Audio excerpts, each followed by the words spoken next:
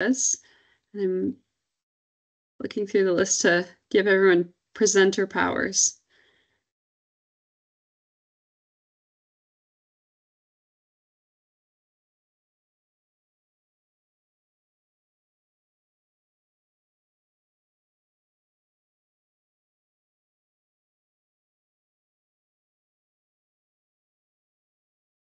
Kelly, is the chat enabled for this? Yeah, it should be. Awesome. If anyone wants to introduce themselves in the chat, please feel welcome. All right. So we've got over 100 people here. We're missing 2 of our speakers, but they're not up right away. So I'm just going to kick off if that's all right with everyone. So it's wonderful to have so many people here engaging on the topic of responsible research assessment. For those I've not met before, my name is Kelly Cobey. I'm a scientist at the University of Ottawa Heart Institute and associate professor in the School of Epidemiology and Public Health at U of O. And in most related to today's talk, I'm currently the co-chair of DORA. So I'm going to spend some time talking about what DORA is in a minute. I see you've got a handout from Anthony. Did you want to ask a question?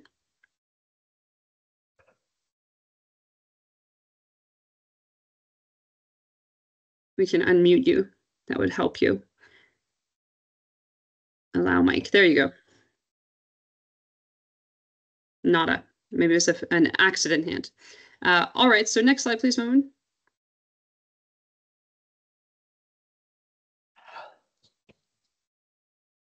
The question about the slides, will they be shared later? The answer is yes, and we will also share them in French too. So we'll make bilingual version. Mamoon, can you go to the next slide? Oh, there, perfect. Okay, so I just wanted to start off with a land acknowledgement. So I'm actually calling in from Ottawa, where I'm based at the University of Ottawa Heart Institute. And the Institute and I acknowledge the unceded traditional territory of the Algonquin Anishinaabe and the people of the Algonquin Anishinaabe Nation. We recognize all Indigenous people in the region from all nations across Canada who have made Ottawa their home. And we acknowledge the traditional knowledge keepers, both young and old, and we honor their courageous leaders past, present, and future. At our institution, we dedicate ourselves to moving forward in the spirit of reconciliation. And together we take responsibility, particularly for the heart health of all people in our region. Okay, next slide, please.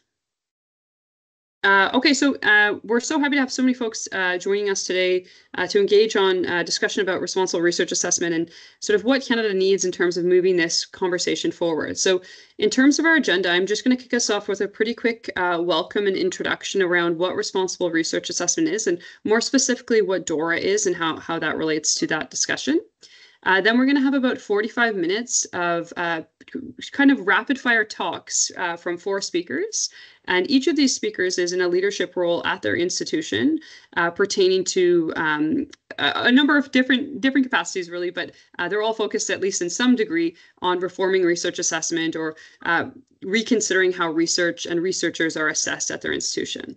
So we have Erica Conte, who will be joining us from Unity Health, Lupin Battersby from Simon Fraser University, Shruti Patel from the Institute of Mental Health Research at the Royal here in Ottawa, and Stephanie Warner from the University of Calgary.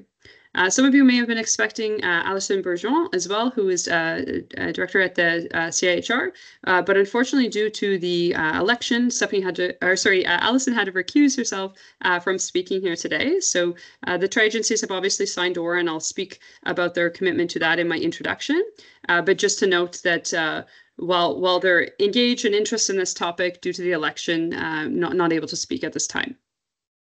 After those talks, there'll be a little bit of discussion time, and then I'm going to switch it over and allow folks to really take control of the meeting and tell us what you want from a Canadian community of practice on responsible research assessment. And so really, this is meant to be a brainstorming exercise and, working together as a community, really coming together on what we actually would want in a community of practice in Canada and what uniquely Canadian considerations we might want to address. Next slide, please. Okay, so I mentioned that I'm co-chair of DORA. So DORA stands for Declaration on Research Assessment.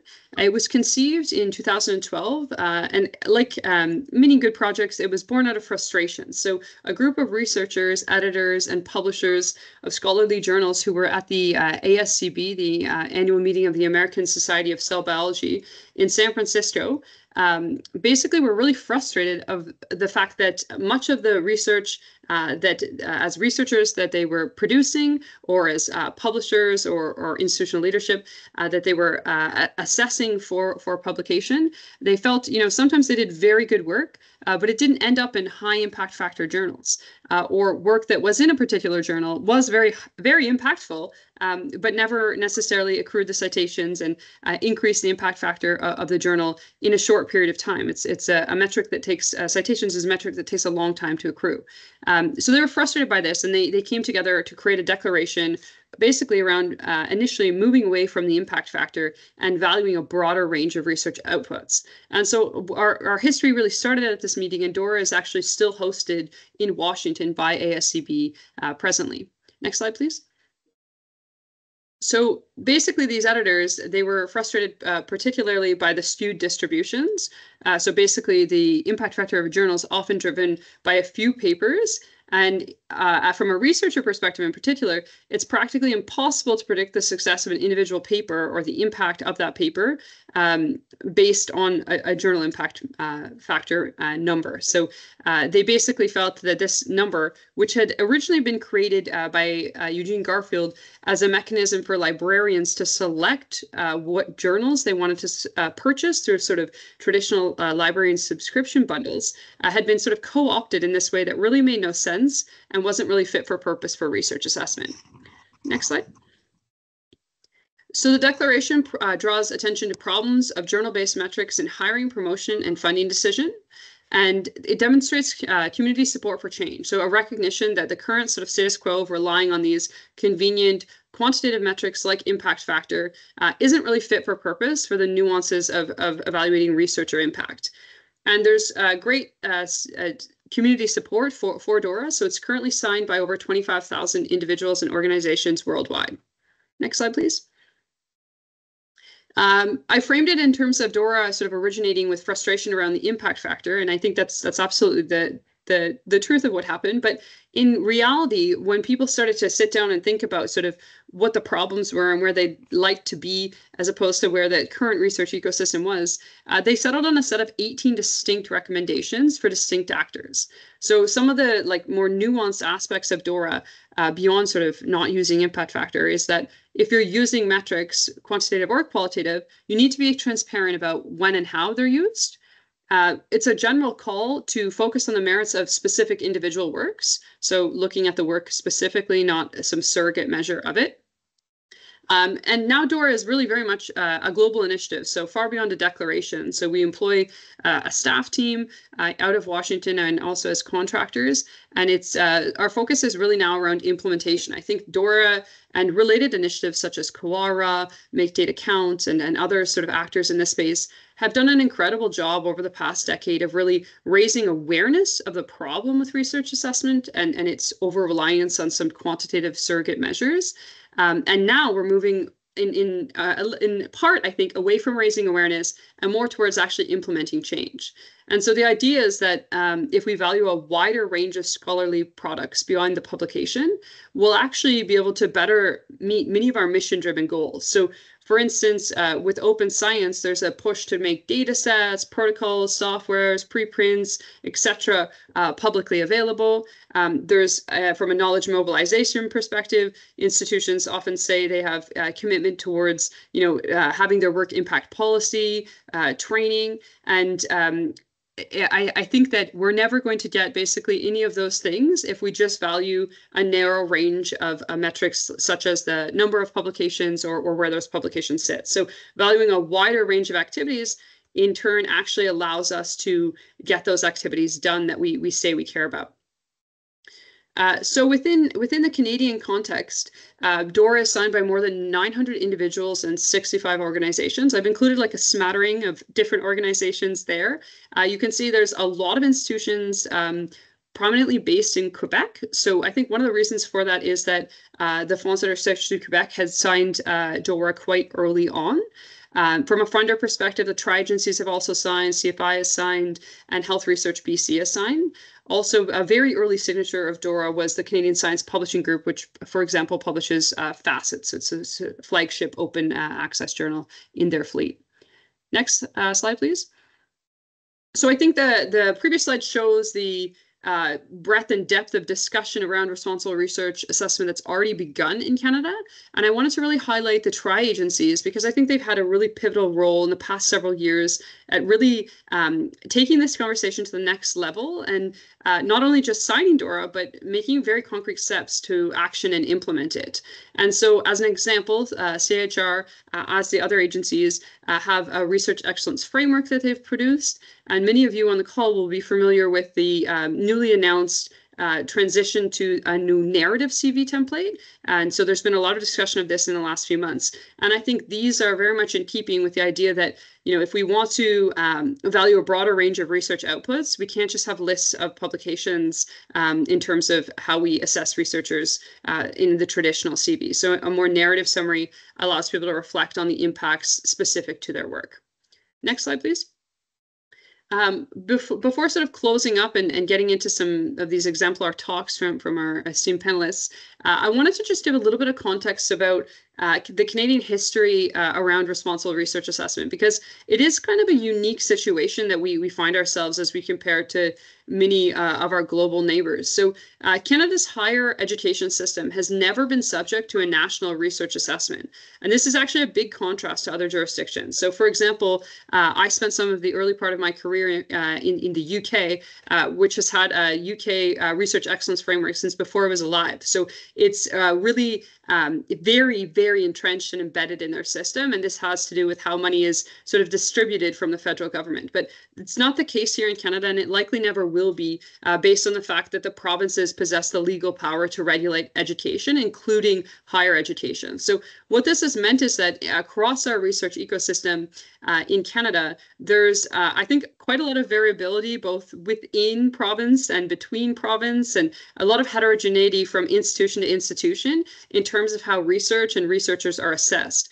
We do, in our university setting, often have collective bargaining agreements that have, come to agreement with those parties. But my impression of those is that the ones I've read, they're actually all quite intentionally vague, I feel. And so nothing in many of the agreements that I've seen actually would suggest that they're counter to some of the more principled views of responsible research assessment that DORA would promote. So just wanted to share that context because I think it is quite different. And it means that there's a flexibility here that doesn't exist necessarily to the same degree in other jurisdictions. And next slide, please. And the other thing I wanted to share is that you'll all know, and many of you in your organization, depending on your role, may obsess over the fact that universities or institutions are ranked. So organizations, third parties like the Times Higher Education, they carry out rankings globally of our institutions for different fields of study and overall and so on. But actually in Canada, these have no bearing on funding received from the federal government. So I'm not saying people ignore them altogether, but that it doesn't get your institution more money. What does have a significant bearing on attracting international students to our country is actually the Federal Department of Immigration, Refugee and Citizenship Canada, the number of visas they issue. So there is more students willing to come here than we have visas to offer. And this has become quite topical recently because due to the housing crisis, there's been a further reduction in the number of international student permits. So just sharing that context as well, because again, it's quite distinct from some other jurisdictions. Next slide. So to sum up, I think DORA and responsible research assessment, as I view it, focuses on better assessment to improve research itself. We want folks to focus on the merits of specific individual works, not where they sit, and to value a wider range of scholarly products. So I want to make it abundantly clear that I personally, and I would say DORA as an organization, isn't saying that publications don't matter, that publications shouldn't count or be valued as part of research assessment. Of course, for many researchers and specific disciplines in particular, publications are one of the main conduits for knowledge exchange. So they're going to have value, and that's true in a sort of post-DORA world as well. But we're saying that other things, for instance, like data deposit and sharing, such as complying with our incoming tri-agency data deposit requirement, we have to incentivize these types of things if we want them to happen. Patient engagement, Indigenous engagement, knowledge translation, efforts around reproducibility, open science, EDI, and Francophonie. We state in many of our organizations that these are mission-driven goals and imperatives, that we value sort of the robust, rigorous research that's sort of community-driven. But at the end of the day, if we're not actually incentivizing this and rewarding it when we hire, tenure, and promote our researchers at our academic institutions, it's very hard to see how those things will get done, or that they'll get done fully, completely, and efficiently. Next slide. Okay, so I'm going to stop there and hand it over to our speakers. So I'll introduce all 4 speakers, and then they'll just sort of run through their presentations. I'll ask you to hold your questions, at least sort of verbally raised questions, until the end of all 4 speakers have given their talks, and then I'll open it up for discussion. And folks can either put questions in the chat or unmute and join the discussion if you raise your hand. Okay, so the first of the 4 speakers is Erica Conte, who is the Director of Funding, Strategy, and Stewardship at Unity Health Toronto. She's going to be talking about, the Unity Health Network is massive, and what they've done over the past several years to mobilize on responsible research assessment. Then next up was Lupin Battersby, who is at SFU. She's the Director of Knowledge Mobilization. Their institution hasn't signed DORA, but they're active in this space, and so she's going to share the perspective of where they're at and some of the challenges and hurdles thus far. And then we're going to hand it over to Shruti Patel, who's the Director of Interprofessional Research and Knowledge Mobilization at the Royal here in Ottawa. Their institution has done a lot in the knowledge mobilization space, and she's going to reflect on that and their decision to sign DORA. And then finally, we have Stephanie Warner, who's the Manager, Knowledge to Impact Research Services at the University of Calgary.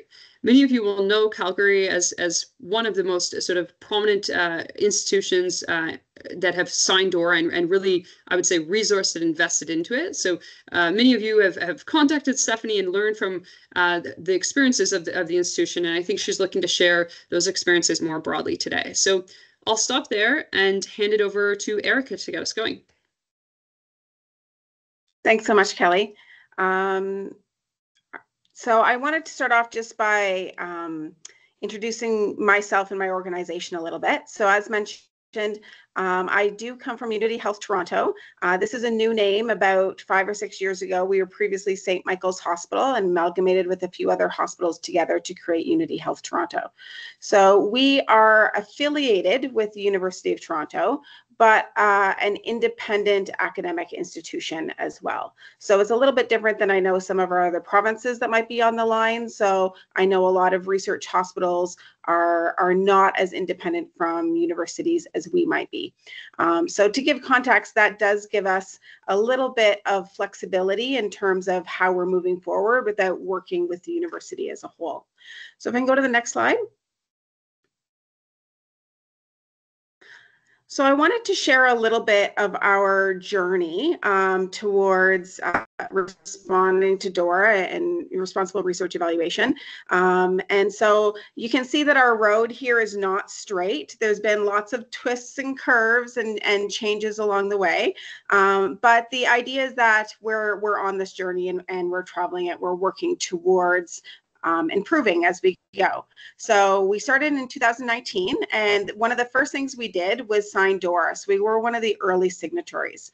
And one thing that we did kind of very quickly after that is we stopped using impact factor in the annual evaluations of researchers, right? That was a fairly easy thing for us to do. This was a very internal process. We don't have it regulated by any unions or anything like that. So it was a very easy way to immediately respond to signing DORA. Then we had a little bit of an incident in 2020 with a national pandemic, which slowed down our work a little bit in this, but then we picked it up again in 2021.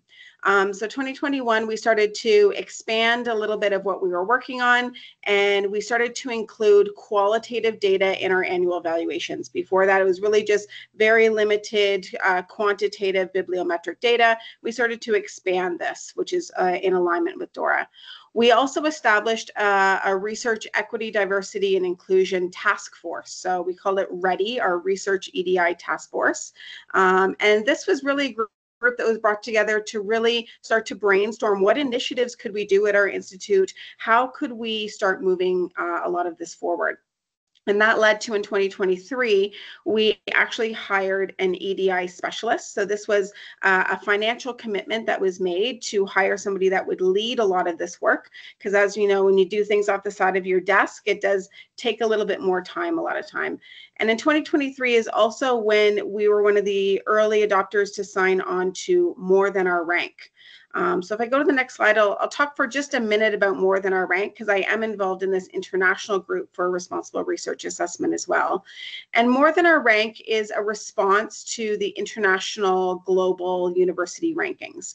So we know that there's a lot of intrinsic problems within the rankings. There's a lot of bias towards the global north. There's a lot of problems with older institutions versus younger institutions, the type of science that's done, and that they often use metrics that don't reflect what they're saying they're actually measuring. So what More Than Our Rank is it provides academic institutions a way to highlight the various ways that they're serving their community and the world that are really not reflected in the rankings, and we know that they never will be. In a way, it's almost providing a narrative CV for the institution rather than for an individual. So by permitting in More Than Our Rank, you can actually put a statement on your website of how you were in fact more than your rank. It doesn't at all require you from not participating in rankings or not talking about your rankings. You're still more than welcome to do all of that. It's meant to go alongside the rankings and to really complement them and to use them in a more responsible way, which is very much supported by a lot of the responsible research assessment white papers that have come out in the last couple of years. So we'll go on to the next slide. So after we signed More Than Our Rank 2024, we also started developing our responsible research assessment framework. And so this is a framework that we're going to be using to evaluate researchers going forward. And we use the SCOPE framework in order for us to make this. So SCOPE is an acronym, and maybe if I can go to the next slide. SCOPE is an acronym, and it's really a tool to use to create a responsible research assessment framework for anything that you're evaluating. The idea is that S, you start with what you value, then you consider the context in which you're evaluating. You look at all of the various options for evaluating, not just the ones that you are like the go-to that you maybe historically have gone to.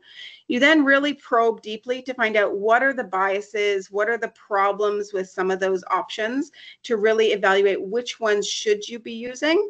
And then once you've created your evaluation, you need to make sure that you evaluate your evaluation, both once it's formed and then continuously on a regular basis, going through the SCOPE pathway again. So we use this in order to create our responsible research assessment for our researchers, and we're actually launching that this year in 2025. This was all done in collaboration with our research community. So the idea, you shouldn't be evaluating anybody without the people being evaluated. So it was co-developed, which has gotten us a lot of buy-in as we're now rolling this out. So next slide. Oh, maybe go back one, sorry. I feel like there's one, go back one for me. There we go, thank you. So we use SCOPE in order to make this framework. We also developed an educational series about EDI. So that was led by our EDI specialist. And she's brought in a lot of expert speakers on a lot of things related to things about EDI. And we've also been working on some internal funding requirements. And what I mean by that is every time we have an internal funding call, we have very specific requirements for EDI in order to get our internal resources. We have sections of our internal grants where you have to describe describe how you're incorporating EDI into your research program. So then, as you see at the end of this pathway, there is still an arrow because we're still working and we're still evaluating what can we do more. Our task force is still very active, and we're thinking, you know, what is always our next step and how can we keep going? We're now looking a little bit about hiring, tenure, salary bands, things like that. Like, what other areas should we be investigating? So that's just a little overview of Unity Health, and I'll be happy to maybe take questions at the end. I'm going to turn it right over to our next speaker, which I believe is Lupin. Thanks. Yes, so hi everybody. As Kelly mentioned, Simon Fraser University, which is where I'm situated, which is on the traditional unceded territories of the Musqueam, Squamish, Coquitlam, and I'm missing one and I'm going to come back to it. Tsleil-Waututh, thank you, sorry, is not a signatory to DORA, but has been aiming to be Canada's engaged university around about since 2010. You see our former president of the university, Andrew Petter, there was initiated that strategic initiative, and we've been doing a fair amount of stuff in this space of pushing the boundaries of traditional understanding and enactment of scholarship, some of which Kelly alluded to in her opening bit.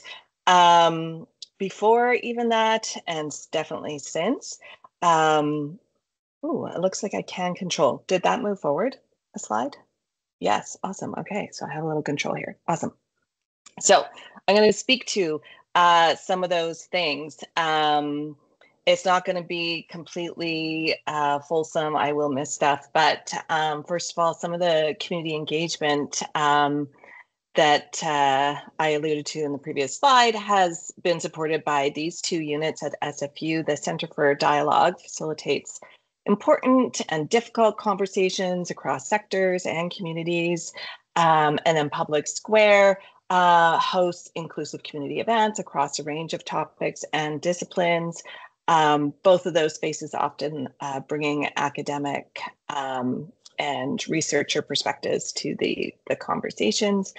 And we did have a couple of community engagement offices in our two satellite campus cities, but due to recent budget constraints and so on, they have been closed, but we are still working in that space to support community engagement.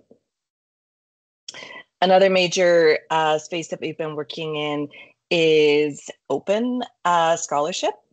And we've been championing this definitely for years with the Public Knowledge Project, as an example, which came over to SFU in the early 2000s and is now a core facility at the university. And the Public Knowledge Project, also often called PKP, is an open source publishing platform. And it's run in collaboration with the SFU Library, which also does awesome stuff, and has, for example, facilitated an institutional open access publishing policy for SFU. And that's facilitated by our research repository called Summit, and where you can deposit all your published articles, and the library makes them available following, of course, appropriate copyright and embargoes and so on. More recently, I should mention, it also supports the Community Scholars Program, which creates spaces for nonprofits to have access to all of the same resources that folks in the university have too, in terms of publications and so on. And we recently signed on to the Barcelona Declaration on Open Research Information. And we are apparently the first university in Canada to adopt a university-wide open scholarship framework. Much of this work is supported by the research and leadership coming out of the ScholComm Lab. So just want to flag that. I just realized I also have a whole bunch of links here that I wanted to pop into the chat for you so that you can check all of these things out. that's all the stuff from this slide. And so moving on, another space that we are active in is community engaged and led research. And we have the Community Engaged Research Initiative launched in 2020 doing that work.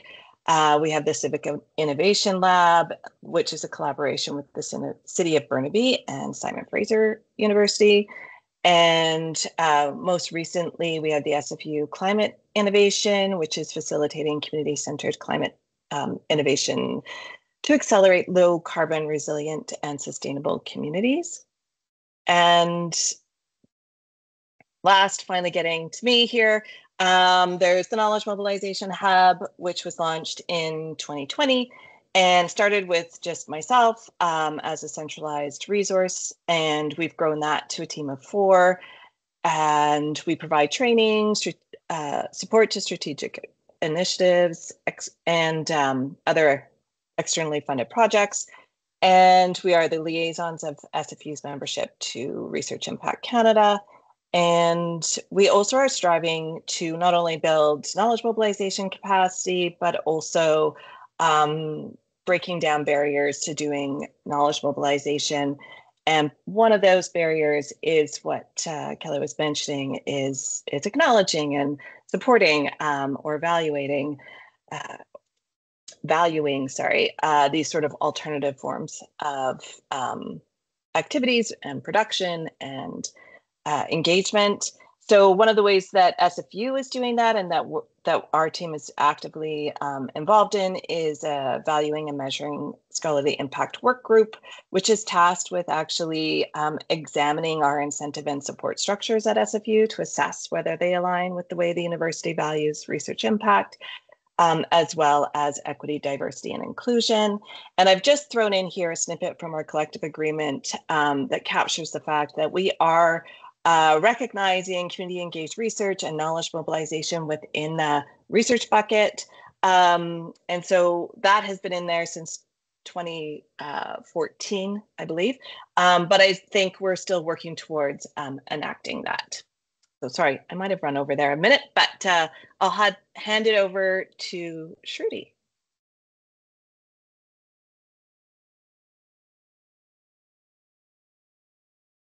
Hi, everyone. Can everyone hear me? Yeah, all good. Thank you. So I'm Shruti Patel. I'm from the Royal, which is a specialized mental health hospital with the University of Ottawa Institute of Mental Health Research at the Royal as its research institute. So I'm going to talk a little bit about our experience with responsible research assessment, how we got into it, and what we're doing now.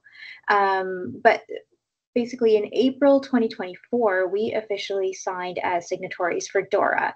But here's the thing: we had already been working towards responsible research assessment for quite some time, even before formally signing DORA. We just didn't always realize it, but we were laying the groundwork for these changes. And it was actually after a conversation with Kelly that we actually realized the work we were doing really aligned nicely with DORA and its principles.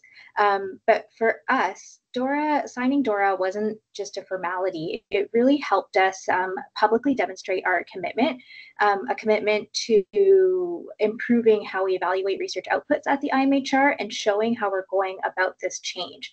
So being a signatory also represented how the IMHR is actively working on embedding responsible research practice into everything we do. So it was really more of a shift in our culture. And this commitment aligned really well with our internal strategic research plan, which emphasized social accountability, responsible conduct, and ethical research. So by signing DORA, we really just gained the momentum and the buy-in that we were looking for in recognizing a broader range of research outputs, not just publications, but also data management, policy impact, things like that. And this really helped us ensure that all of our researchers at all career stages were assessed fairly and appropriately. But when we started doing this, we had to figure out a way of how do we go about making this culture shift. So when we started doing this, after we signed, At that time, we were already working towards extending the reach of our research findings.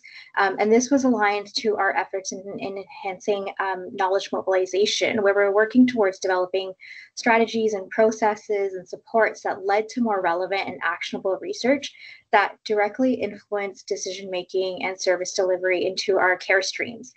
So in doing so, we recognized how knowledge mobilization served a lot of different purposes, and it took many forms that was really looking into many different outcomes. And because of this, we saw that it was really crucial to determine reportable metrics to clearly communicate the impact of all of our knowledge mobilization efforts, where we could demonstrate this broad impact. So having clear metrics was really important to us for a lot of reasons. So it meant that we were able to assess the quality of our research and its benefits. It informed and influenced some of our funding decisions. It demonstrated our accountability and the value of our research to all of our key stakeholders, and allowed us to maximize the impact by better understanding the pathways to impact.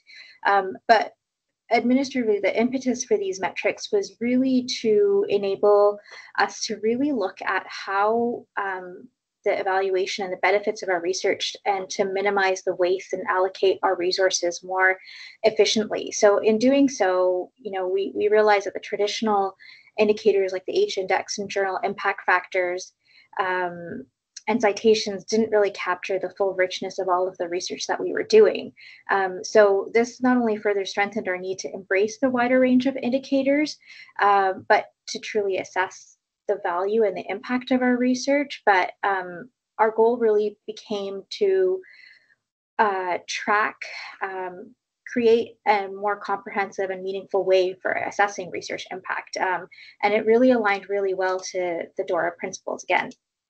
So that brings us to what we're doing now. So with the metrics work that we were doing, our work on it really fit naturally and aligned with our broader efforts on responsible research assessment. So as we focused on creating a more meaningful way to evaluate the impact of our research, it became really clear that both areas shared a common goal of ensuring that research is assessed fairly, comprehensively, and in a way that drives real-world change. So in this context, we're now working towards establishing a clear framework for implementing some of the DORA principles and making sure that they align with our organizational goals, and then also at the same time promoting best practices in research assessment. So our strategy for this, the way we're going about it, is really first by reviewing our current research assessment practices to identify areas for improvement, enhancing transparency and equity in how we assess research, promoting recognition of diverse research outputs beyond just the traditional metrics like publications and citations,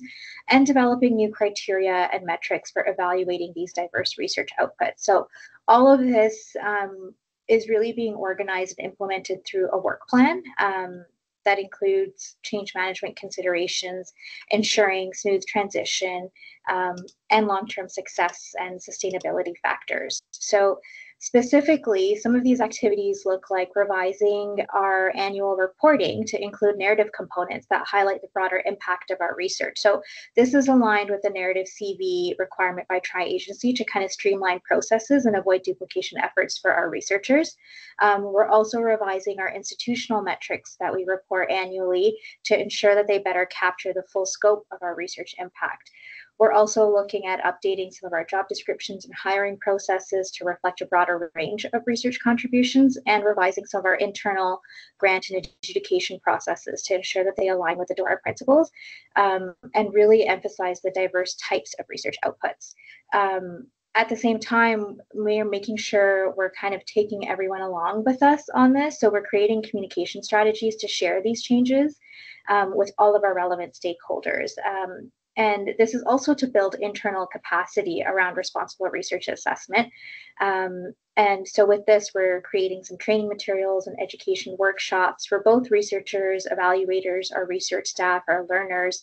And then finally, we've just started kind of looking at establishing an evaluation framework to help us assess the effectiveness of all of these new practices, to see how we can keep this going in a sustainable manner. So with this, we're really working to ensure that we're not only aligned with all of the evolving principles, because we're learning that it is a bit of an iterative approach, but also trying to create an environment where all of the diverse research contributions are valued and really well supported. Thanks, Shruti. Over to you, Stephanie. For sure. Thank you so much. And I think I can, it sounds like I can run the slides. So thanks so much. Thanks everyone for having me today. I'm Stephanie Warner. I'm the manager of the Knowledge to Impact team in research services at the University of Calgary. We're located on the traditional territories of the people of Treaty 7 in Southern Alberta, and also the Métis Nation of Alberta districts 5 and 6.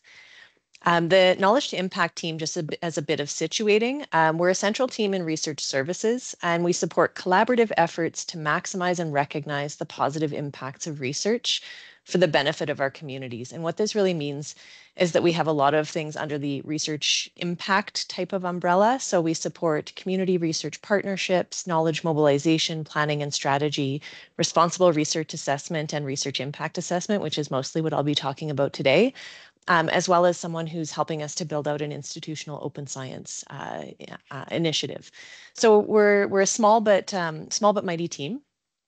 And the University of Calgary is a fairly large research-intensive university in Western Canada. Many of you have probably engaged with us before, but I'll share a little bit more about our journey.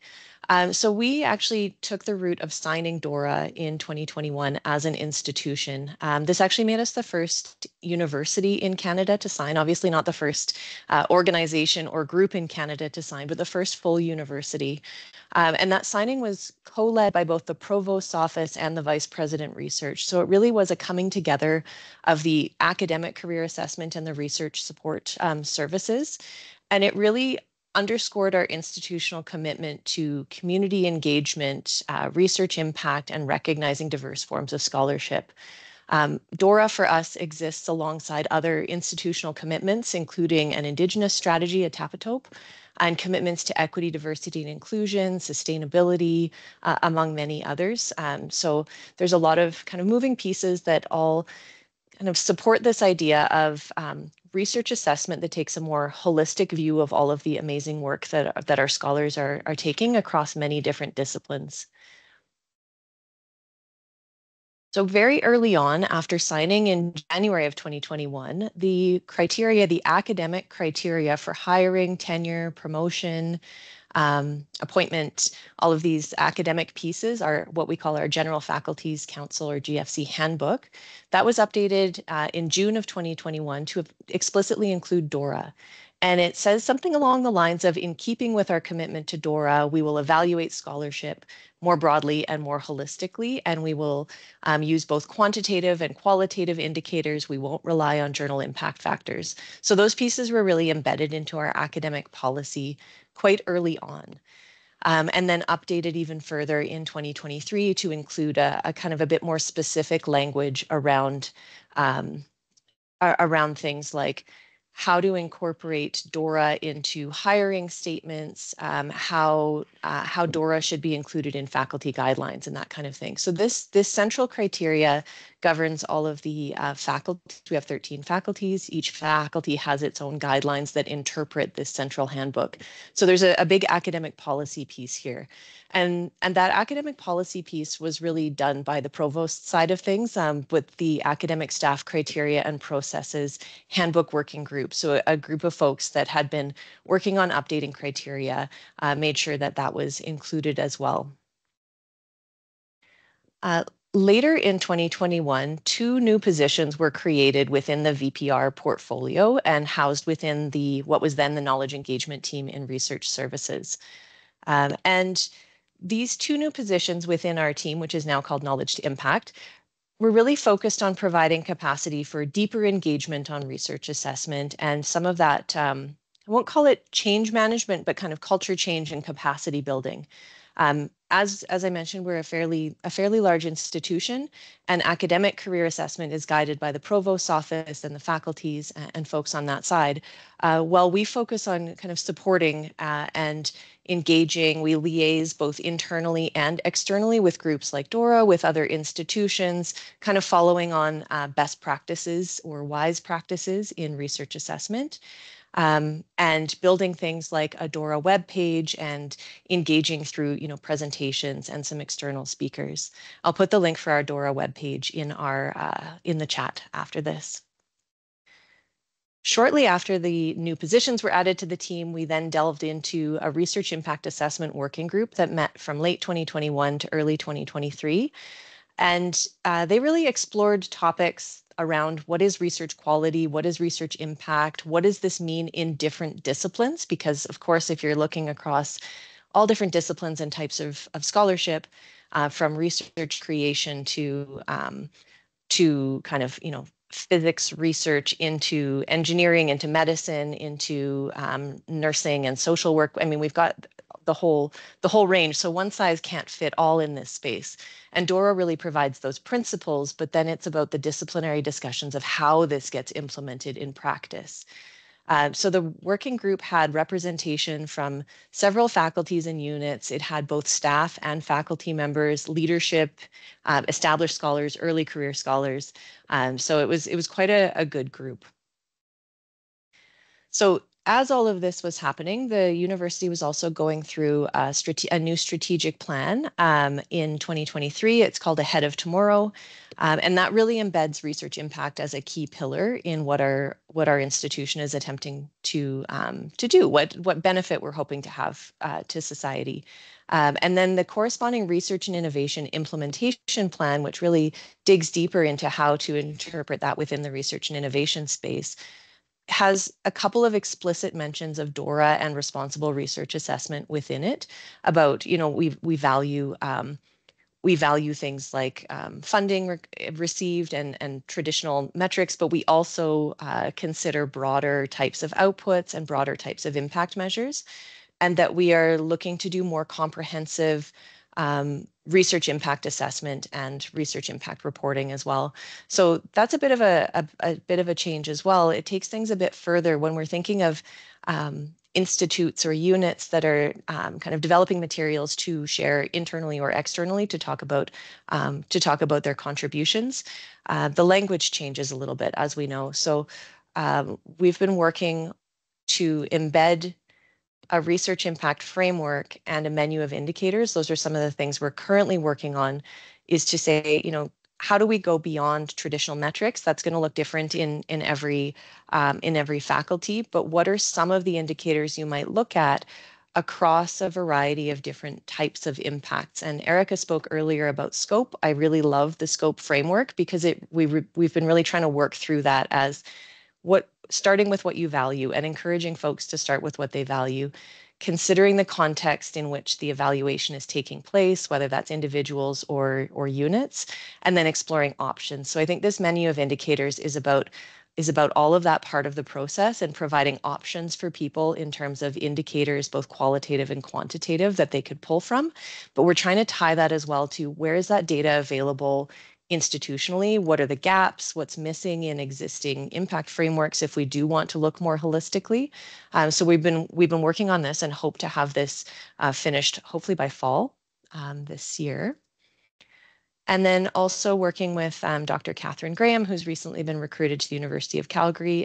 She's a scholar in research impact assessment, to develop some complementary impact narrative guidance for the individual and group level. So kind of pulling these pieces together to dig more deeply into those kind of narrative components, how we can combine some of those metrics responsibly used with the narratives and case studies of the kind of impact and contribution.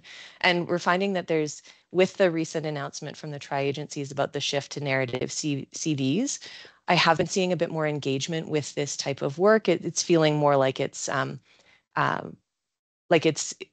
interest to scholars to understand kind of how how we can communicate about our impact or about our contributions in these broader ways. So it's been really great to connect with folks from the tri-agencies and from other institutions who are navigating this together. And I think this will be part of what the rest of our conversation today will be about as we talk about, a Canadian community of practice, because a lot of our institutions are navigating this, as you've heard, in 4 different already, but very complementary ways. So thank you very much, and I'll leave it there and pass it back to you, Kelly. Thank you so much, Stephanie, and really thank you to all of our panelists for their sort of very rapid summary of the many years, in some instances, of work that have gone into this. Mamoon, I'll get you to stop sharing the slides, and that way we can see one another a bit better, and we can open it up for discussion. So there's already some comments in the Q&A, but feel free to raise your hand as well, and we'll unmute you, and you can ask a question directly to the panelists. I think from my perspective, it's a really exciting time for responsible research assessment in Canada. It really feels like we've made such incredible grounds. These are institutions that are great exemplars of the discussions happening, and no doubt many folks on the call are in similar situations as to these speakers. Often maybe 1 or 2 people at a whole institution trying to move forward this discussion. So hopefully you're feeling a bit sort of validated by the experiences of the folks that have presented, really suggesting that it isn't linear and there's been a lot of iteration, but nonetheless some amazing progress. So I'm going to go to one of the questions in the chat that just came in, actually, which is from Heather. And so she says that Alberta, the main vehicle for research evaluation occurs through the annual faculty evaluation by a committee of faculty chairs called the FEC. Which itself is tied to annual pay increment increases. She's asking, in the experiences of the panelists, can this FEC be a mechanism for promoting responsible research assessment, or is the connection to remuneration likely to become a perverse incentive? So anyone want to take that on? I have my own thoughts, but we'll go to someone else first. Go ahead, Stephanie. Yeah, I wanted to share something else that's happened at UCalgary, is that that merit tying to those academic performance evaluations, the merit increments process has changed at UCalgary recently. So they've actually gone to a kind of a 2-part system called progression through the ranks, and then the outstanding achievement award. So the progression through the ranks is most people will receive an increment. And then if you want to apply for the Outstanding Achievement Award, you can also apply for that, and it's an additional increment on top of that progression through the ranks. And then they've put in kind of, what would I call it? They've put in some boundaries around those OAA increments, so that you can only receive the OAA every 2nd cycle, which our cycles are 2 years long. So it's actually kind of uncoupled some of that, because it used to be there was a set number of merit increments per department or faculty, and then there was a kind of a decision about how to allocate those. It's a bit more standardized now. I think there are still some challenges within that, but I think there's also some opportunities for kind of folks can move through with an increment, and then the folks to get the Outstanding Achievement Awards can kind of put in a bit more into their assessment process. So I think we'd have to chat with some folks in those academic assessment spaces, but because DORA and kind of broader types of contributions are now written into faculty guidelines, and they have some of those clearer criteria about valuing diverse forms of contribution, I think there's a lot more kind of space for it. Great. Thanks, Stephanie. Erica, additional thoughts? Yeah, I would just say that if your FEC or FEC, whatever you're calling this committee, is in fact, evaluating researchers annually, I think that's an absolutely amazing opportunity to implement a lot of the responsible research assessment. They're going to be assessing anyway, so either they can do it responsibly or they can do it irresponsibly. But it's, by the sounds of it, they're doing it anyways. And I think the stakes are even greater to include responsible research if it is linked to incentives like promotion or remuneration of some sort. That makes it even more important to think about how that's being done responsibly. There's been a lot of talks as people often say that responsible research assessment is really important, but then if you're not linking it to incentives, then it doesn't really have the value. So I think it's actually important that more and more, and we don't currently do this at Unity Health, but I think we're working towards it, to actually start to link remuneration, rewards, promotion, all of those things to what we say we value, which is responsible research assessment. Thanks, Erica. And Shruti. Yeah, just to add that we're actually in the process of doing this right now. So recently, for this past fiscal year, we've revised our reporting system for all of our researchers to include a lot of these responsible research metrics. And it's a really good balance of quantitative and qualitative metrics. And we've introduced merit-based awards. So for next year, when these awards will be given out, this is the mechanism that we will be primarily using to evaluate our researchers and demonstrate that. So we're in the midst of it right now, and we're working on developing the processes around it. But so far, like the feedback that we've been getting with the revisions that we've done to include some of these responsible metrics in our annual reporting, it's definitely a shift. It's been we've been having to have some conversations with our researchers on the need and the importance of it. But once they get into it, it's actually been received really well. Thanks, Shruti.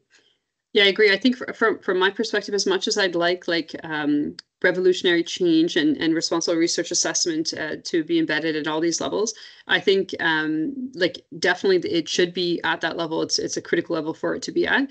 But I think also you need to think what the evolution of this discussion is at your institution. So if your institution hasn't had any conversations about reforming research assessment, that showing up in that space would probably not go well. But I think that, through the years of work that some of these institutions have done, absolutely, that's the goal and the target. It just, of course, doesn't happen overnight.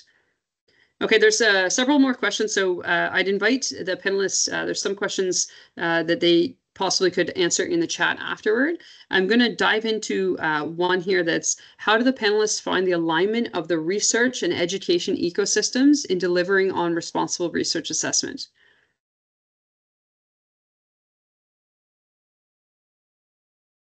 It's there. Or Eddie, do you want to nuance your question? We can, if you raise your hand, we can have you come off mic. There you go. Should be okay there. Go ahead. Yeah, happy to do so. I mean, I've worked more on the research funding side of that ecosystem, and feels like they're not always super well aligned. So I'd be interested to hear the people who are putting that into practice at the education side, how they see that alignment, whether they feel the things that they're doing are reinforced by the research funding ecosystem, whether they're challenged by whether that's doing something different. That would be interesting to hear. Thanks, Eddie. So for instance, the teaching that you do as a professor in faculty is, that's not necessarily something front and center captured in when we put in a grant to the tri-agencies and rewarded. So how do we balance the two?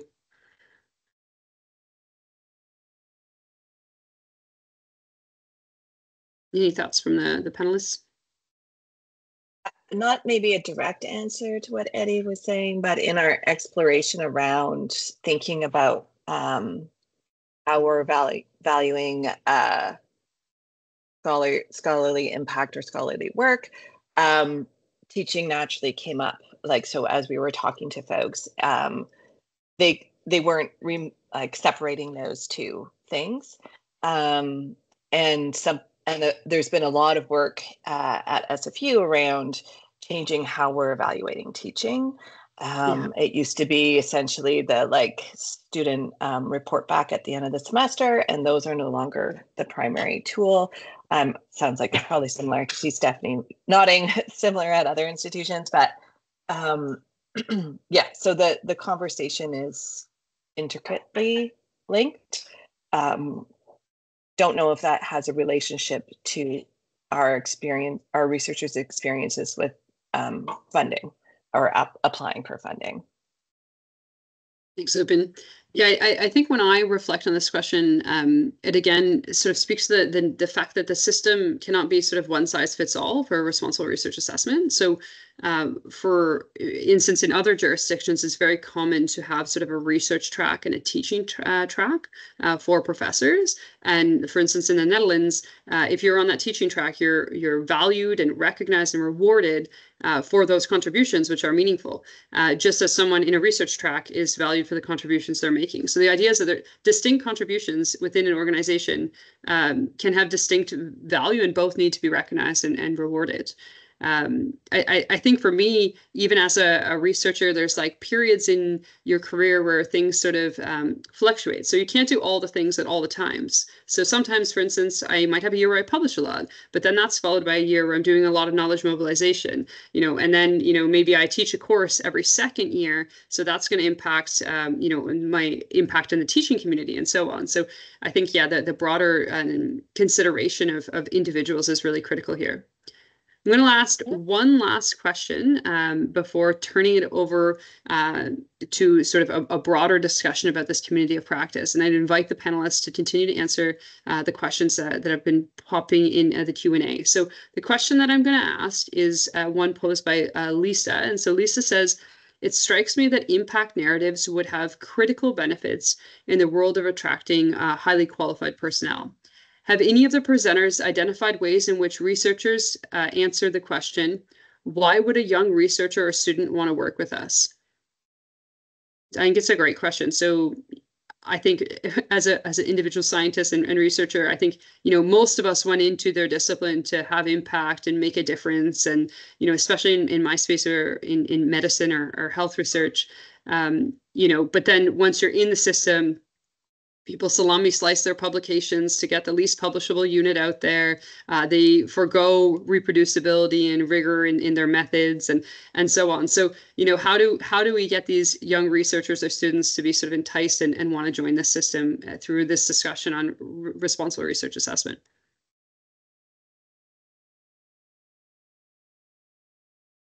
I wonder if part of this, Shruti. oh, sorry, go ahead. Oh, no, go ahead.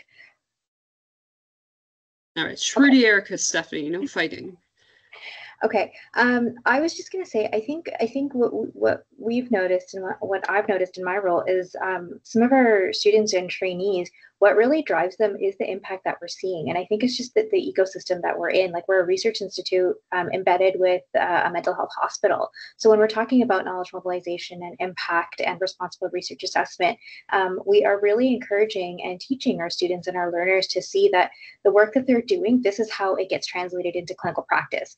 So there is that direct relationship there. And this is why responsible research assessment is really important, to show that impact and to demonstrate how the work that they're doing with research is mobilized into care streams. And we're finding that that is really helpful to get some of that capacity building and education for our learners as well. So when they are becoming researchers themselves, they see the relevance in it when they begin their careers.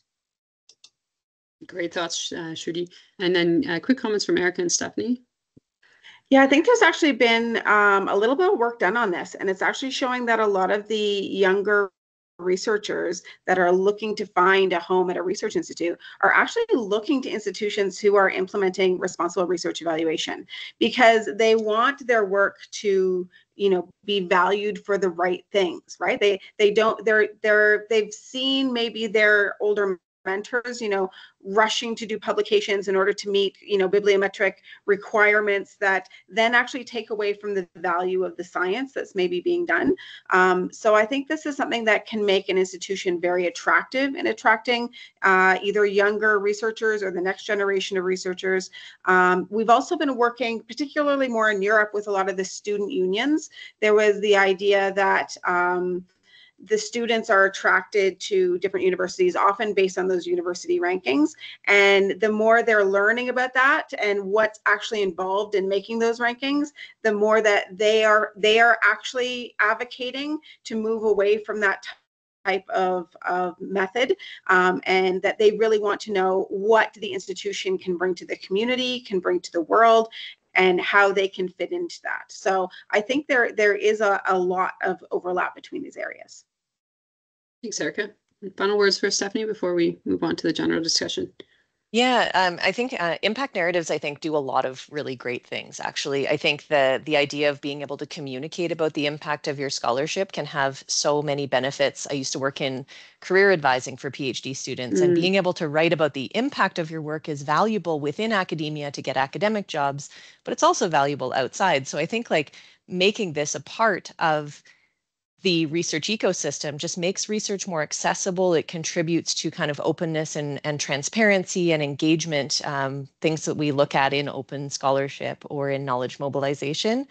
I think a couple of other things that kind of tie into this are kind of the tri-agency is asking for discussions of like EDI in research design and research environments. I think those are also contributing to positive impact narratives as well. Like, how are you creating a welcoming environment for HQP, and then how are you keeping them? How are you aligning the recognition and incentives with how you recruited them in terms of making a difference? And if folks haven't come across before the 4 or 6 A's of research impact assessment, the purposes of like why you might create an impact narrative, things like advocacy, analysis, accountability, adaptation. I always miss a few of them, but I kind of reflect back on those 6 A's all the time as like, why do we do these things? And they would have a lot of benefits across the board for different types of audiences. So it's a different way of thinking about and talking about scholarship. But if that's built in from the beginning, then you are kind of creating that end-to-end impact focus, which is so crucial. Great. Well, thank you all. We are going to have to curtail the discussion to have a chance to move to the next session. So, Mamoon, if you could kindly put up the slides again. I'm going to pop into the chat again for folks that are sitting there and they're feeling the discussion has been really valuable, and they're maybe not embedded into a community of people like those on the panel. I'm again putting into the chat DORA's reforms tape tool, which is you can find other institutions' documents and policies related to responsible research assessment, as well as our case studies. So there's going to be a case study there soon from Calgary, so you can learn more explicitly from that too. So if we get our slides back up, perfect. Thank you, Moon. And if we go all the way through, perfect. Okay, so at this point in the conversation, we want to talk a little bit more specifically around our vision for a community of practice around responsible research in Canada. So a couple of things just to kick off. We really want to frame this, despite sort of being the co-chair of DORA, as about a community around responsible research assessment, not around DORA or COBARA or make data count. So people, I think, approach responsible research assessment from various different lenses, some from, say, open science or EDI or Indigenous considerations, others from altogether different areas. So we want it to be inclusive and all-encompassing. So we're framing it as a community of practice around reforming research assessment. And the panelists and a few others from the tri-agency who met to discuss this, some of what we had in mind was that we wanted to identify a group of people or organizations who share this common goal in terms of or concern about how data and researchers are currently assessed and move to something better. And so the idea we have is to create a space for dialogue, resource, and experience sharing, and that we can collaborate to address shared challenges and do things better and quicker. So for instance, the panelists that have just spoken, they're very entrenched in this space. They have got a wealth of expertise that they could possibly share from their perspective for others, different institutions who are just starting out on this journey. So trying to really make sure that we're being as efficient as possible, sharing resources and our expertise is sort of what led us to hosting today's session. The current efforts are actually run through something called the Canadian Reproducibility Network, or CARN, which I'm involved with a couple of colleagues. Reproducibility networks are global in scope, so we've kicked off one in Canada, and reproducibility in this sense is very broad. So, reproducibility applies to both quantitative and qualitative research. How that applies would obviously look different, but this is sort of one of the pillars of CARN right now, is to improve responsible research assessment, because some of the things that we need to make research more responsible and rigorous require that we assess differently. So this is sort of a bit of context for where we're coming from. And what we'd like to do for the remaining 22 minutes is get a bit of dialogue going around what you would like to see with this community of practice more explicitly. So initially, I'm going to kick off a poll to just have a bit of sense of who's on the call today. So it's just going to ask where you're calling in from, your role, and your institutional status on a research assessment. So, oh, I don't want to do it like that. Mamoon, maybe you should share the poll. It doesn't seem to be kicking off. It's giving me multiple screens when I do it.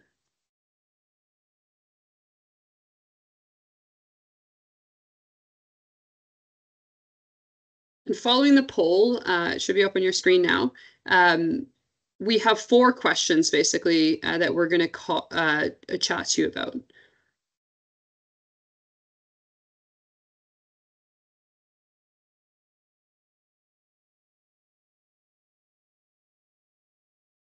Give folks a minute there.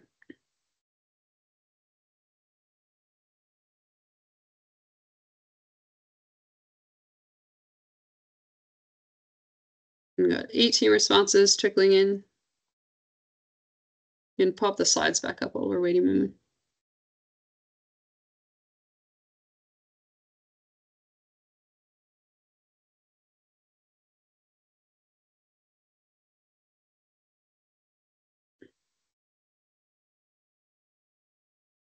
All right. We've got well over half, so I'm gonna view the poll. And can you share the results for folks on? Others can trickle in.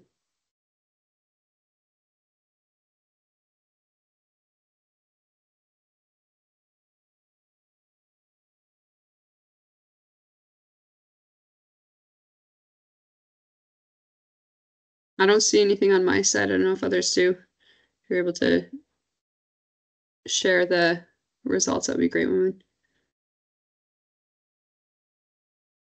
I'm sorry, I don't think I'm able to share the results. Okay, well, it's top secret. We'll inform you of who was on the call following the session. So if we go to the slide session, then Mamoon after the survey, we can, well, I should say at the end of the session, we will share the slides in French and English and a bit of a summary of the discussion that we're about to have. And in that, we can include who's online. So the first thing we wanted to ask you is what you actually want from a community of practice on responsible research assessment. So thinking a little bit about who should be involved, when and how we should meet, and then like what we should actually choose to focus on. So do you want us to make tools? Is this more of a networking thing? Are you hoping for educational sessions, like kind of longer, in-depth, like panel talks that we heard today? Or would it be for you to share resources and leverage the community in that way? So I'll open it up for folks. If you raise your hand, we can unmute you. You can also comment in the chat. I can see folks are saying an assessment tool. Okay. Ideas on how to do it better. So how to move forward from what you're currently doing to something that's improved. The 6 A's conversation is coming up in the chat. Would anyone like to sort of start us off by unmuting or raising their hand and commenting on sort of what would be useful here? Yep. So we'll unmute folks. So Allison, I think you're first. Sure. Hi. Sorry, my camera's over here. Thanks so much for this. Hi. I know I've met many of you before. I'm Allison. I work with the Brain Canada Foundation. I think I'm interested in all of it. We're looking to enhance our research impact assessment on an ongoing basis. I've done a lot so far. I'm really happy to learn from others. I think my big suggestion would be to make sure that funders like foundations and others are involved in the community of practice. I see great benefit in understanding what institutions are doing so that we can have some alignment, so that we're kind of reducing the burden on researchers wherever we can. So we're asking a lot of the same kinds of questions, and that we're on the same page. Thank you. That's great. Thanks, Allison, for sharing that. Other thoughts from anyone else online? If you raise your hand, we'll unmute you. David?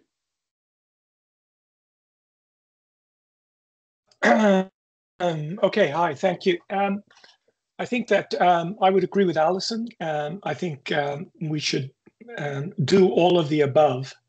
I would try to make sure that the people involved are a very broad spectrum of people, including members of the public, patients, and also funders, as Alison had mentioned. I think it would be good to meet quarterly as a starting point. I think in terms of focusing, I think all of the above, tools, networking, education, and I think probably thinking about two things that, well, I guess I'm personally interested in, is one, evaluating, because we've had a lot of discussion today, but because of time, we probably haven't had a time to think about how to discuss evaluating.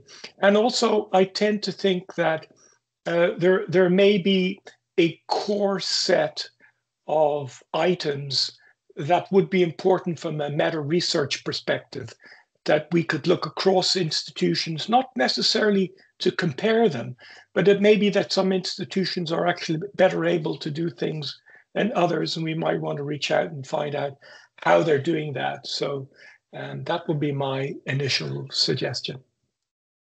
Great, thanks, David. Great suggestions. And so I'm just admitting someone so I can't see the next person's name. Oh, it's Leanne. Hi, my name's Leanne. I'm from the University of Ottawa, and I'm a librarian. So I just want to advocate for the expertise that exists in libraries as well. Libraries have been advocating for open science, open access for 20 some years. And the biggest hurdle, the biggest barrier we encounter is that open access is not valued by certain communities.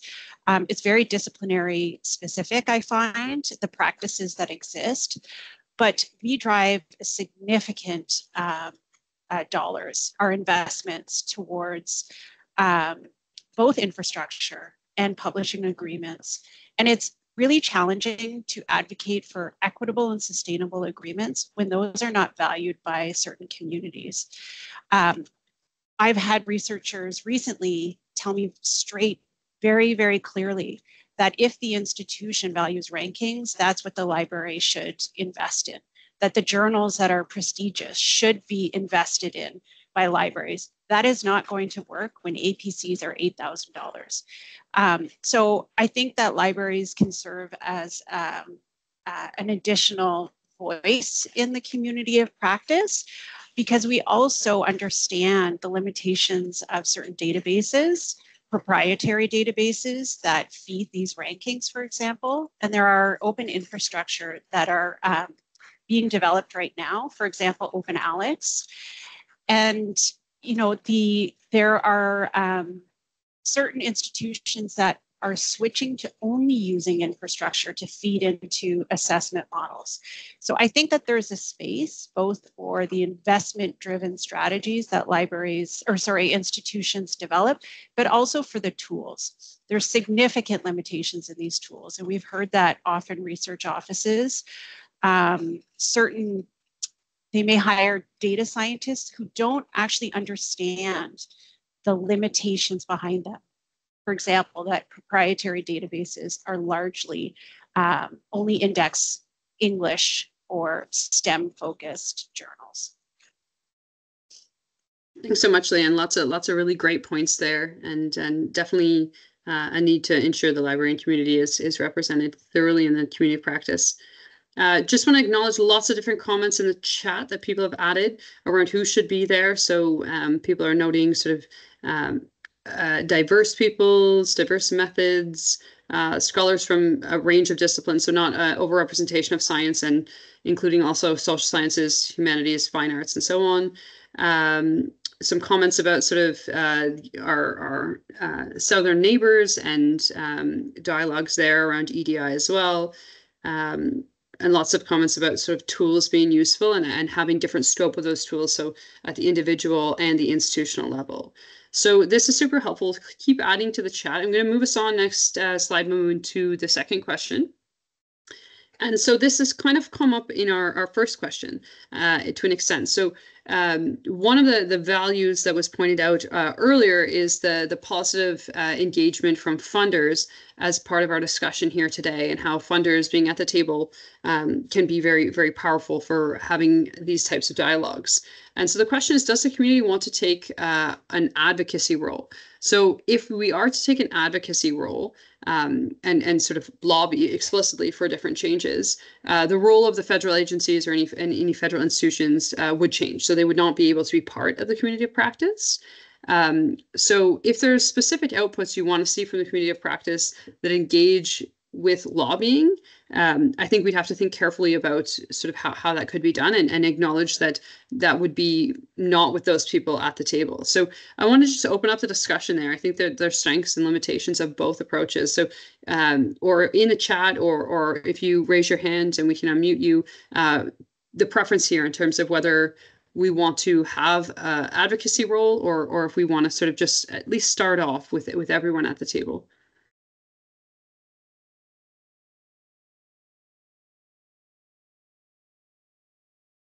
No one's raising their hands, nothing in the chat. Would any of the panelists want to weigh in and share their view on this? And please, others still jump in as well. Yeah, Stephanie. I have found having conversations with folks at the tri-agencies in a non-advocacy but a community type of way of, we've all signed on to DORA, or we're trying to work towards these changes. How can we work together on some of those, on understanding some of those changes? So that's not saying we should or shouldn't take an advocacy role, because that's, I don't think, my place to say for this large community. But I just wanted to share that when I have had conversations with folks in the kind of DORA aligned space, some of whom are on this call today, it's been really rich and informative, and has helped us to kind of build engagement institutionally as well. Thanks, Stephanie. And I think we've got Eddie again.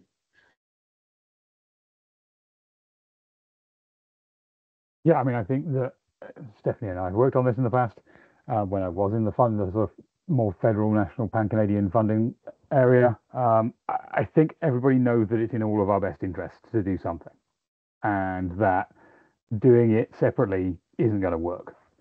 So I think, if you take it from the perspective that Stephanie says of, this is where we need to find common ground, and we need to understand that the incentives in our two different systems should probably align rather than disalign, then having them within the community is a sensible and beneficial thing.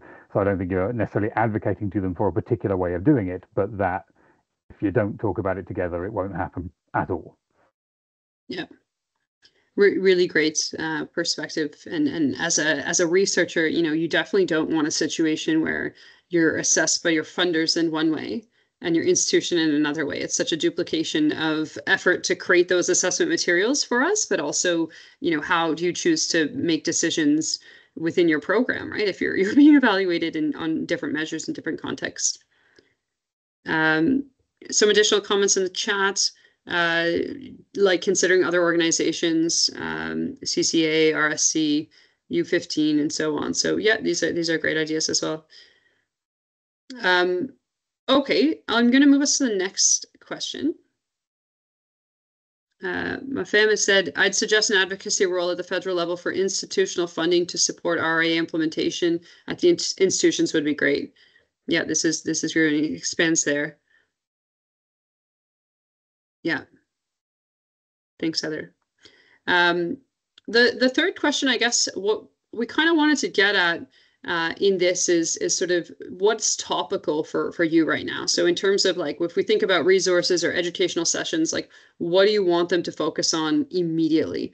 And so for me, I wondered like, and this may not be the case, but are Canadian specific considerations like really at the fore? So Indigenous reconciliation and colonial systems, Francophonie, our specific Canadian policy landscape, or other things?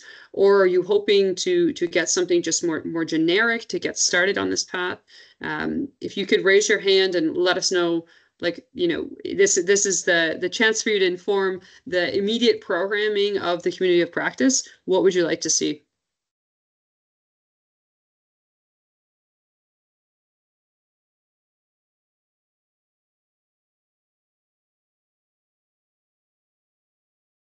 Any thoughts? We could just go rogue with irrelevant content if we're not told what to do. I just say I think some of this has come up in the chat already. I think Heather and a few people have mentioned Indigenous research and reconciliation. Language has come up, so I think there's a few things to harvest to answer this as well in the chat. Yeah, Erica, go ahead. Yeah, I would say our institution is working on a few different areas that we'd love to, learn what others are doing as well. One is a lot of community engagement and how we can do that better. Another is anti-racism, particularly anti-Black racism. And sometimes I don't think that's called out as clearly. And then, we've mentioned it now a couple times, but Indigenous reconciliation and some steps we can take, some concrete steps and changes that can be made to take down a lot of systemic barriers that still exist. Thanks, Erica. And some additional comments in the chat, sort of similar themes. And then Sean has also added situating the global discussion on responsible research assessment within this Canadian context would be valuable. And I can definitely agree. I also think from my perspective, and I don't know if it would be valuable to others, but I feel like the tri-agencies have so many initiatives and science policy changes recently that have occurred or that are pending, for instance, around research data management, the open access policy, EDI, Indigenous reconciliation. And I would love to see more consolidated how each of those fit into their research excellence framework. I feel like for me, all of those things are components that are part of responsible research assessment, and maybe now are not necessarily always sort of couched in that way. So they're often seen as quite distinct from one another. And I think we need all of those things at the table for these discussions. Leanne? I think understanding the practices that are distinct to each discipline is really important to driving these discussions. So Kelly and I were part of an open science working group at the University of Ottawa last year, and we've published a roadmap. I'm going to share it in the chat in both English and French.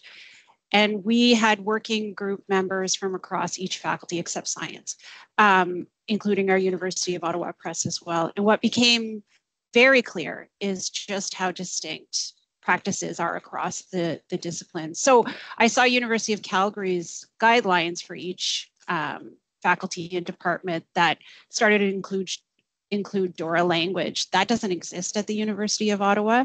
But I think to really help frame these discussions, it's extremely important to understand and to drive the discussions to each discipline. For example, at the University of Ottawa, La Francophonie is extremely important. And those practices that are occurring, like Francophone outputs in the social science and humanities, are largely different than STEM fields, which are often publication outputs are in English. So I think, including a little bit of contextualizing all of these discussions within the disciplines would be helpful. Yeah. Great comment. And I can share from a DORA perspective, this is something DORA is very salient of as well. So we're looking in the coming year to take a more disciplinary focus, at least in starting off in some areas, to talk about sort of specific metrics and ways of evaluating impact within disciplines. And so one of our sort of first areas that we're walking towards hopefully creating impact in is life sciences, but certainly open to engaging in other communities as well. Okay, I'm going to move us to our last question, which is really where do we go from here? So it's this sort of idea that we're building the plane as we fly. We don't, for instance, have funding for what we're doing. So a lot of this is sort of part of our day jobs or volunteer roles that people are taking. So in terms of really being sustainable, I think that's something that I'm quite salient of, that we're going to need some funding to really give this the time and effort that it will require. If there's thoughts on where we might solicit funding from, the consortium model makes sense amongst interested parties, or other just sort of feedback on funding and how to get that to carry on our conversations in a coordinated way, I'd love to hear it. So you can put thoughts in the chat or unmute yourself. Also, in terms of where do we go from here, you know, we've had great representation today on the call from different folks, but there's probably lots of people missing from the room. And, you know, how do we sort of get ourselves out there beyond those that joined us today? These sort of practical tips and networks that people have are things that we would really appreciate as well. I'll stop there if there's any sort of reflections from anyone in terms of what they'd like to see in terms of next steps. Certainly we'll send a summary of today's meeting, a little survey for folks to do as well, and our slides. But oh, I'm seeing funding perhaps from Shirk. That's great. Yes. So the Rory call, I believe, is what was shared. So this one's passed, but definitely I know that we've applied to it, and I'm optimistic. It sounds like a great fund for the country. Thane? Hi, is this working? Sorry, I don't You're never working, use yeah. Teams. Can you hear me? Okay, yeah, we have a community of practice for bibliometrics and research impact for Canada. And what we did is we partnered with CARL, which is the Canadian Association of Research Libraries. So I think in my memories of how we got started, we kind of started to do it on our own, but we really needed to have that administrative support. So we don't have funding. And I guess a problem with getting funding from something with Shirk is that it's, you know, you only get the funding, then it could disappear. So for sustainability, that may be an issue. So I don't know anything. There are a few librarians here, but not enough to get this. So I don't know what's happening in the world of the rest of you, but if there's some sort of association you could partner with, that worked really well for us and for our group. So maybe there's something similar you want to consider. Yeah. It's similar to DORA itself being hosted at ASCB as well. Yeah, great. Last slide, please, women. So we've reached the end of our time together. It's been an hour and a half, lots of discussion, food for thought. I think our internal team will definitely need to reflect on that. But I think just a really big thank you to everyone.